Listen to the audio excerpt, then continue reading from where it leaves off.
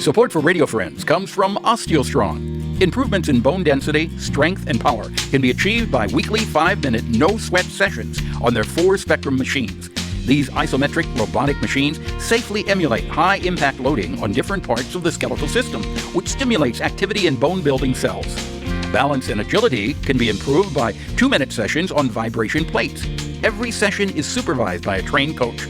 Learn more on Facebook or call to set up a complimentary wellness assessment and session. Good morning and welcome to Radio Friends on this Thursday, September 3rd. And we have our very first Poet Laureate for the state of Missouri here. Once again, Walter Bargen. Good to have you here, Walter Bargen. Great to be here. It's been quite a while. Yeah, it has been. That since we've seen you in person. Yes. But now today, we're not dealing with anything with the coronavirus today, right?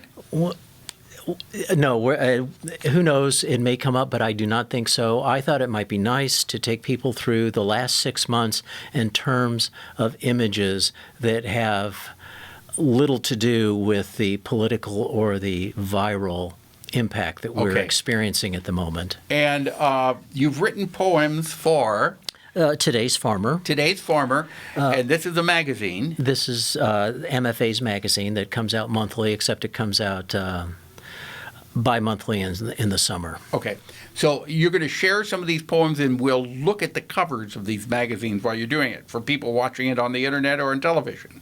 Well, we'll be looking at the photo on what's called Closing Thought, which is on the inside back page. All right. So go ahead and go to the first one. Okay. And all of these photos, I believe, have been taken by Kerri Lotven, who is their staff photographer. The first picture is Willows by a creek, though you don't see the creek, covered with frost, and in the back is a dark grove of cedar trees behind it, so you have this great contrast. Oh, that's beautiful. And the words that go with this? Snow sketches each branch. For a few days the willows have no secret tales left to tell. Snow and shadow frozen together. We wander through the cold and splintered light. Cardinals and chickadees wander where to perch. Wind-whipped, we hear the singing of snow on snow. Oh, that's nice. And that picture is just beautiful. Now, the next one is? The next one was a challenge. You know, I think they like to challenge me. And so what this is a photograph of a clothesline. It looks like a wire clothesline that has spaced across the clothesline wooden clothespins. And so I just tried to come up with different images of clothespins, of what they could possibly be, different metaphors for them. Do you realize there may be some young people who are not familiar with what clothespins are because they only grew up in the age of having an electric or gas dryer. Yes. And you didn't have to use to hang clothes out on the line to dry. Mm-hmm, mm-hmm. We still do. I still do too. Mm-hmm. Okay, go ahead with the poem. Call it a crow, perhaps a raven, maybe a jay, that sing among the many working hard to hold in place the ragged whole note of gray winter sky. Call it a flock of birds perched on a telephone wire, punctuating calls, though no one is listening at either end will know if it's a starling or a lone kestrel that grasps tight to their conversations. Call it a symphony of wooden instruments, holding cold sheets of wind-swept music that snap and blow across the yard to the rhythm and rhyme of seasons, soon to be neatly folded into a linen closet until spring awakens. Okay. And the next one? The next one is a sheep rodeo. And sheep rodeos are conducted for children to be cowboys, to practice some of the skills that it takes to become part of a grown-up rodeo. And this is written from this little boy's point of view who is kneeling in front of a gate, watching what's going on in the arena. Soon it will be my turn. I've done this before. First sheep, then calves, and maybe a future bull ride. Just one of many first steps that open up to this moment. The smell of hay and arenas, paint-chipped gates lead to a life, this life. And when the whistle blows, I race to grab a sheep, hold tight to wrangle a ride in record time, or get up out of the mud and do it again. Yeah, that's nice. The next one, oh, this is a beautiful picture.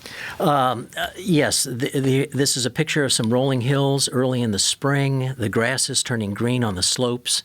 The trees have not leafed out yet, and there's a mother cow and her calf. Rain or shine, the sky with its legions of shifting loyalties, cirrus and cumulus call out a panoply of dreams. The new grass spreads a green fever over the rolling hills. Cows graze easy mouthfuls across the slopes. Robins work the moist earth to satisfy their hunger. Geese rewrite the sky with stories of home.